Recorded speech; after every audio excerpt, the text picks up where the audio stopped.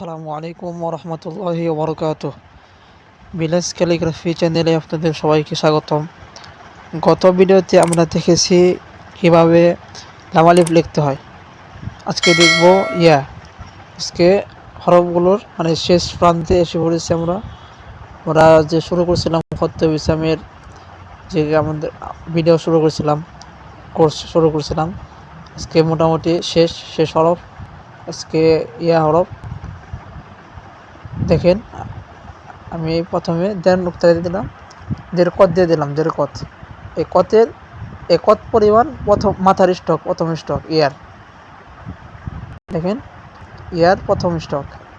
এখন এই দিক থেকে আড়াই কত পরিমাণ এটা হাইট হবে, প্রথমে দ্বিতীয় স্টক আড়াই কত পরিমাণ হাইট হবে।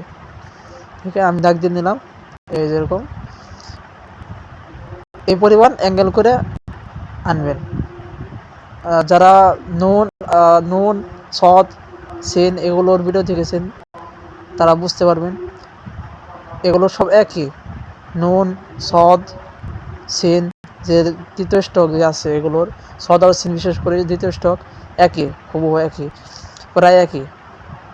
দেখেন তিন কত, এখান থেকে তিন কত, এটার ভিতরে তিন কত পরিমাণ জায়গা হবে। কারণ এটা এদিক দিয়ে এই যে অ্যাঙ্গেল করে নামাবেন, তারপর এটা উপর দিকে অ্যাঙ্গেল করে নেবেন, উপর দিকে। আমাকে স্কেচ করে নিচ্ছি। এই যে দেখেন, এই যে এখান থেকে দেড় কত, ওই জায়গা হবে এখানে দেড় কত পরিমাণ। দেখেন, আমি এখান থেকে এটা অ্যাঙ্গেল করে এখন উপরের দিকে উঠাবো। দেখেন, আস্তে আস্তে উপরের দিকে উঠাবো। এটার তুলনায় এই স্টক চিকন হবে। দেখেন, এই যে চিকন। পরিমাপগুলো ভালোভাবে খেয়াল করে দিবেন, তাহলেই ইনশাল্লাহ আপনাদের লেখাও সুন্দর হবে। দেখেন,